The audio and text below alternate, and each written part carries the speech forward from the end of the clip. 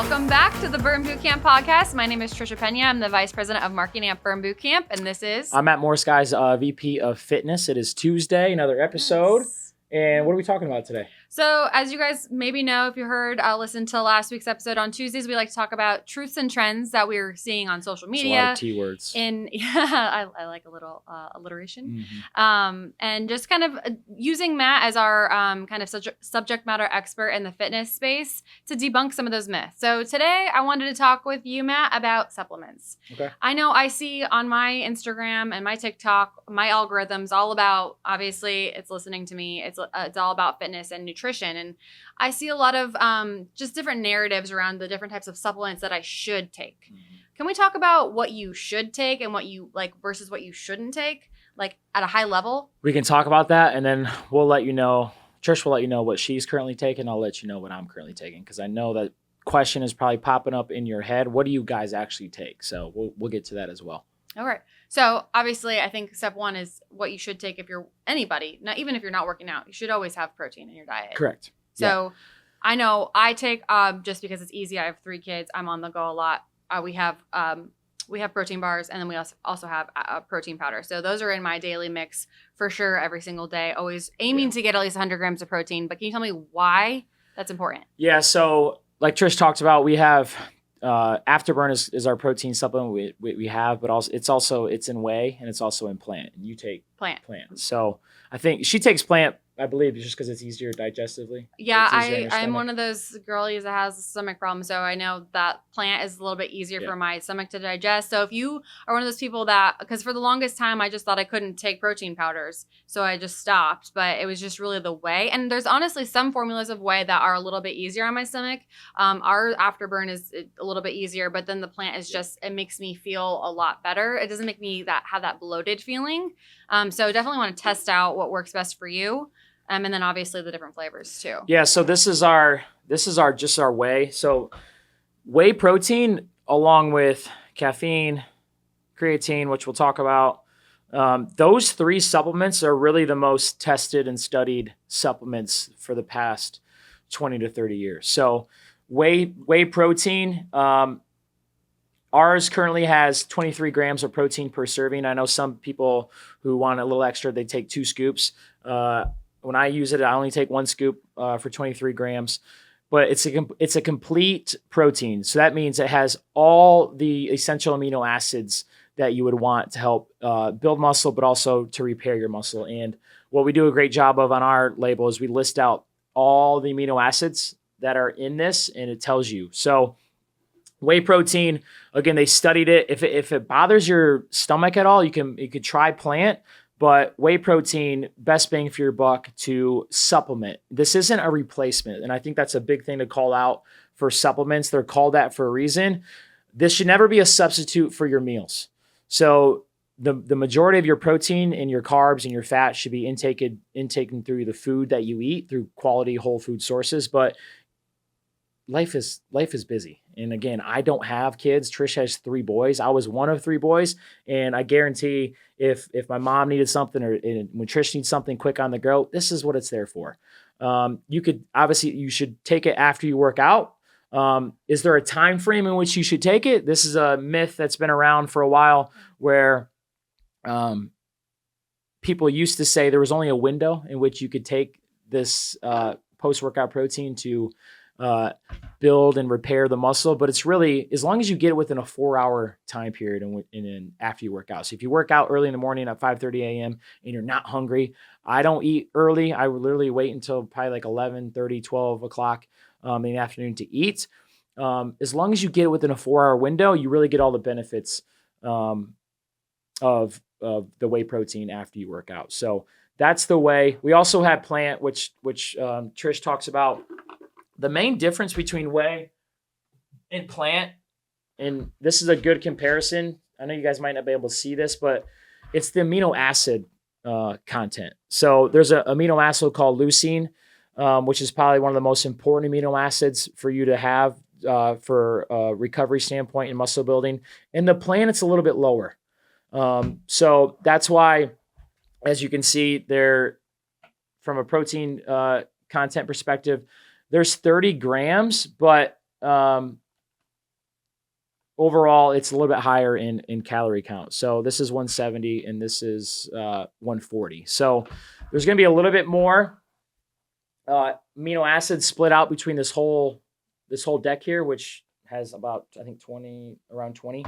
So, and if you want to see what Matt's looking at, you can go on our website, because I know you probably can't see what he's pointing at right now. It's the amino acid profile content. So, which is very interesting. So leucine, I'm just going to call this out on the way. It's 3,165 milligrams compared to plant, which is 2,400 milligrams. You can look at all the other differences between the amino acid profile. But if you're ever wondering why it's a difference, it's because this is a complete source, incomplete source of protein. So yeah, for people who just want the basics, that's what it is. He kind of got a little nerdy on you. But I know when I was a trainer back in the day, people used to ask me, taking protein powder, is that gonna make me bulky? Is it gonna make me bulky, Matt? And what have you found out? It doesn't. It won't make you bulky. It's gonna there's a lot of science behind it, but it's good for repairing your muscles. The big thing about protein, supplement and food, is it's gonna make you fuller longer. So if you get the right amount of protein, and really any human being should probably get 0.8 to 1.2 grams of protein per their body weight as a general rule. If you do that, you're gonna eat less crap. So your kids' food that you make them, that you're like, oh, there's a couple chicken nuggets left, or I'm kind of hungry still after I eat. It's probably because you're not getting enough protein in the meals you eat. So supplementing protein will help you take out the crap, take in the good stuff, and just over time build muscle and make you leaner over time. I always say the more protein you eat, the leaner you are, as a general rule. So. Yep. All right. So let's talk about creatine. Let's do it. So creatine, I was really, to be honest with you, against it for a long time. Tell them all the misconceptions that you thought. I believed everything that I used to see on my scroll, which was from people who didn't have the credibility, but that creatine was going to make me bulky. It was going to make me gain a bunch of weight. It was going to make me look like a man, like all of those things, which is fine if that's the look you're going for. I just didn't want to, that's just not what my goals were. And so I was talking to Matt about it, and he's like, it's not gonna do any of those things for you. So he basically encouraged me to start taking creatine, and I did about like 5 or 6 months ago. I was gonna say, how long have you been taking it? I think about 5 or 6 months consistently. So that's the key. He did tell me that. It's like, you have to take it consistently. And I will say the first week or so, I did feel a little bloated. And you did tell me that. I think that there's some people that say they do feel bloated. There's some people that say they don't feel bloated. But I just had my my third child. He's now 2. And I had my pull-ups. This is just kind of going back to you guys on performance, because creatine, as Matt said, for muscle building and like performance, those are the two that kind of show up in your at the gym. So I hadn't got my pull-ups back since after I had my second trial, and I was really kind of frustrated about it. So I've been working on them. I always take protein. Protein's one of my favorite supplements to take. I do love protein. Added creatine in. After about a month and a half of taking it consistently, I went from having 1 pull-up unassisted to 5.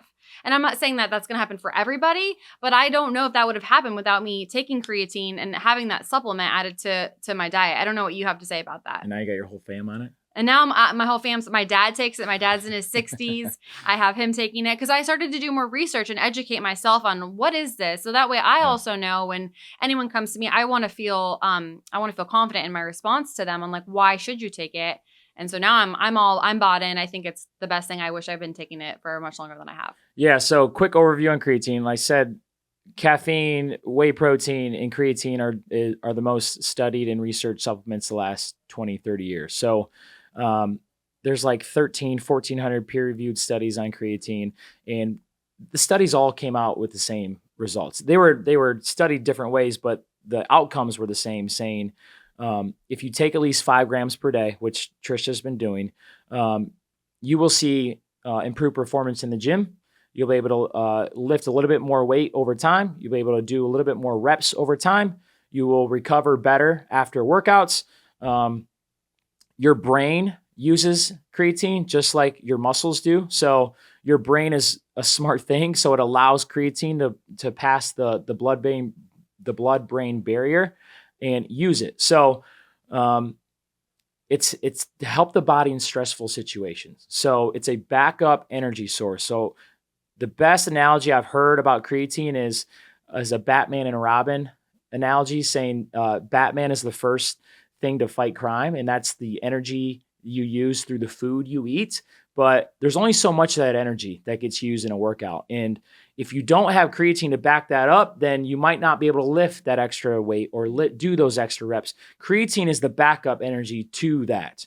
And once the energy gets used from the food that you eat, the creatine is there to give you that extra boost in strength days and conditioning days.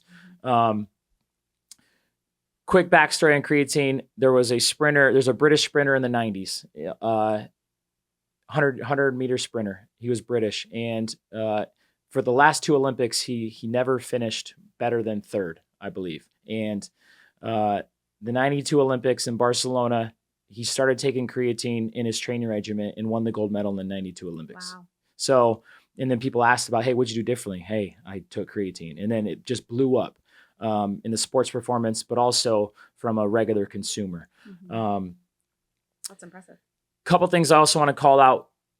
Creatine works differently than caffeine or whey protein. So creatine takes time to accumulate in the muscles. And Trish said that it took her about 6 weeks to feel a difference. It's going to take the general person about 30 days for the creatine to saturate the muscle to a point where you can start seeing the benefits of it. It might take a little less for some people. It might take a little bit more for other people, but the general rule is that you got to give it at least 30 days. So you can't just take it like you take caffeine and feel that spike within 5 minutes or the difference in 10 minutes. It's going to take some time. So give it at least 30 days to fully take effect. See the difference on your strength days. The conditioning days, you may be able to last a little bit longer before you tap out. And then also some things I want to talk about creatine before we get off the topic is I've heard other people ask, can I cycle it? Meaning, can I take it for 30 days and then maybe get off for 2 weeks? And will I get more benefits if I take it for the next 30 days? It works the same way getting out of your muscle. So it takes about 30 days to get in, but you'll have creatine in it for at least 30 days if you get off. So you to cycle off every 2 weeks really makes no difference. All you need to do is take 5 grams per day. The last point I want to hit is probably the biggest myth I hear, especially from women, is just the bloating feeling or they feel like they're going to retain water. That really only happens if you load it, where some people take 20 grams per day for 7 days in a row. And that has some side effects sometimes of GI upset.